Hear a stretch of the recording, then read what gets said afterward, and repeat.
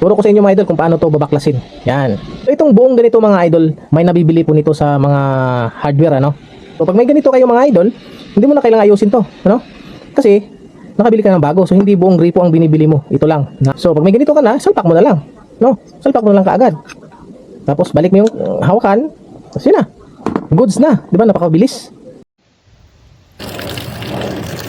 Meron tayong dalawang gripo dito mga idol, ay traditional gripo ano, faucet, no? So ang top valve niya ay magkakaiba. Ayan.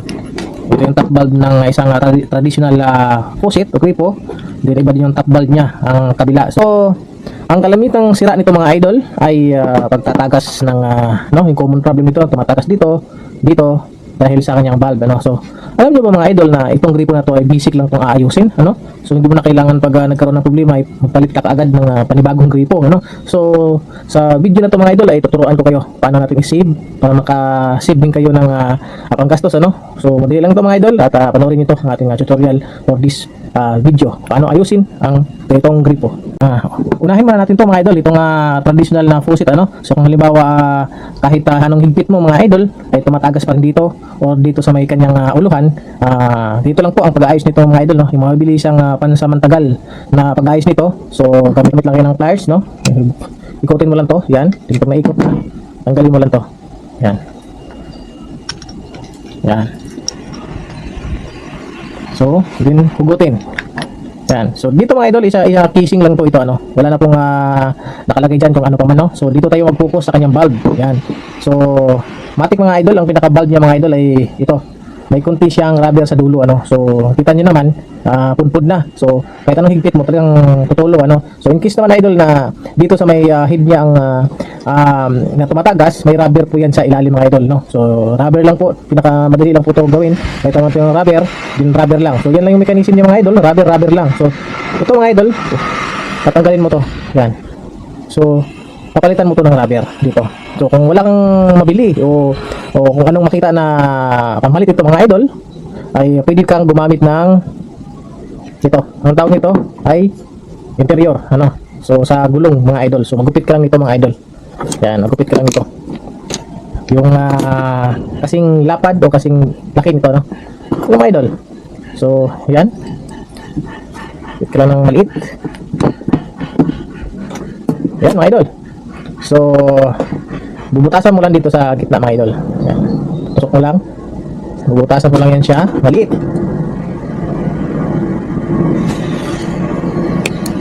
Yan. So ganun lang kaliit mga idol ang ating butas. Then pasok lang dito mga idol. Yan. Yan.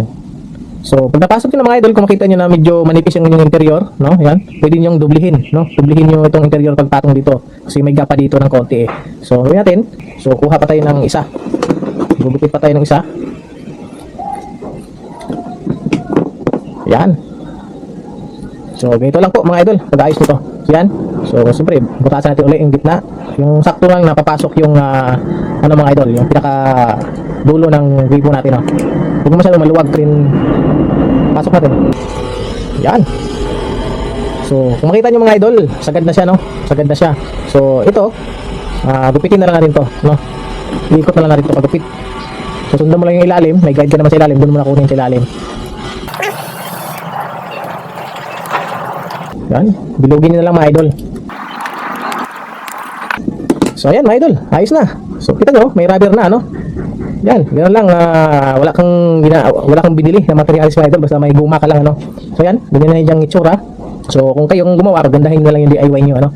So then, balik na natin dito sa may pinaka-gripo niya. Yan, pasok mo lang, diin mo lang mga idol. Yan, balik na natin. Diin na lang. Yan.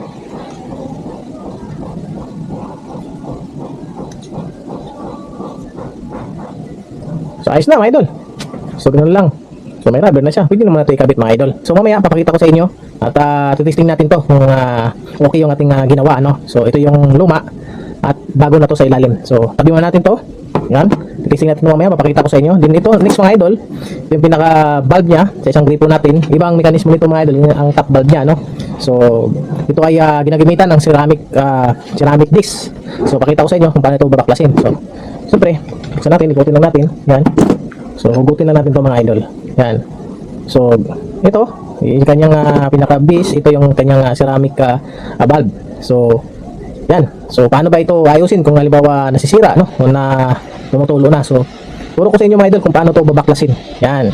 So una, unahin natin tong sa uluhan niya. Tanggalin natin tong ano, no? Kung paano ito baklasin. Tanggalin mo yung screw sa taas ng kanyang hawakan. Yan. Oh. So pagtanggal niyo mga idol, itong tornilyo, yun itong tornilyo dito, hugutin natin yung cap. No?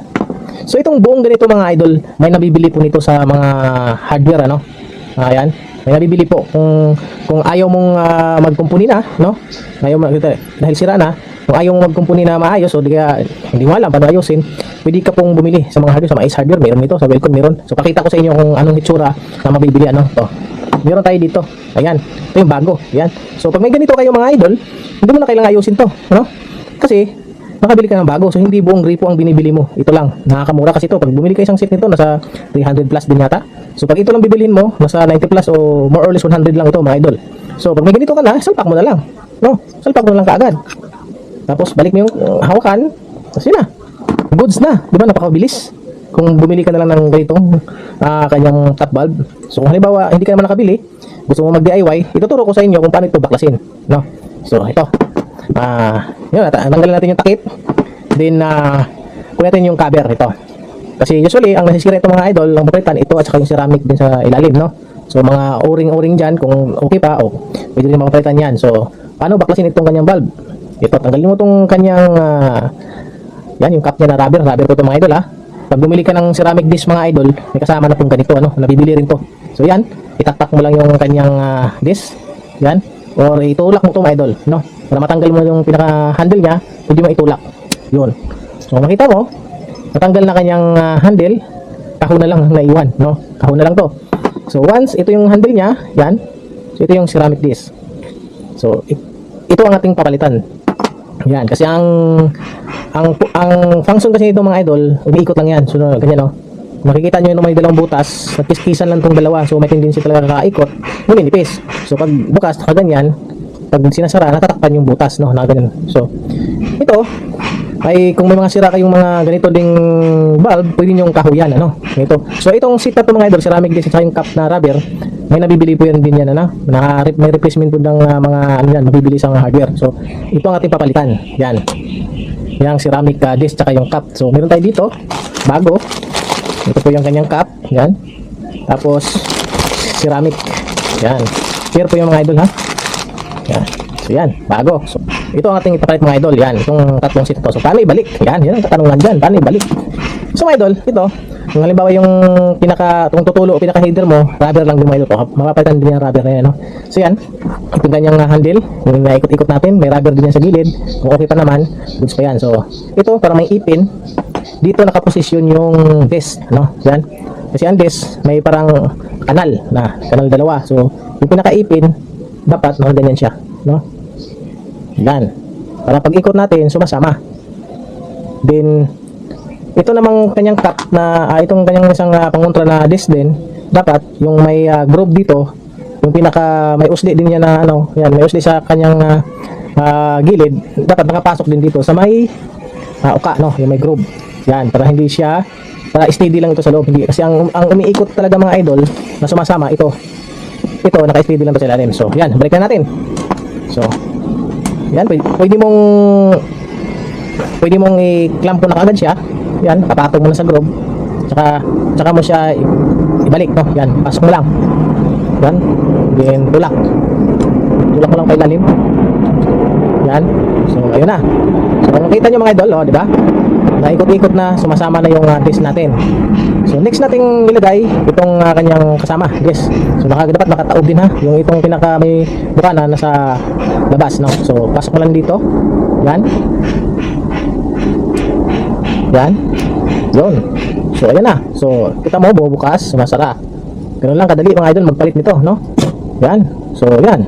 So kung lagay mo na mga idol, salpak mo na tong kanyang rubber cap para hindi na to lalabas, no. Pasok mo lang naman to, yan, no. Yan. Diin mo lang.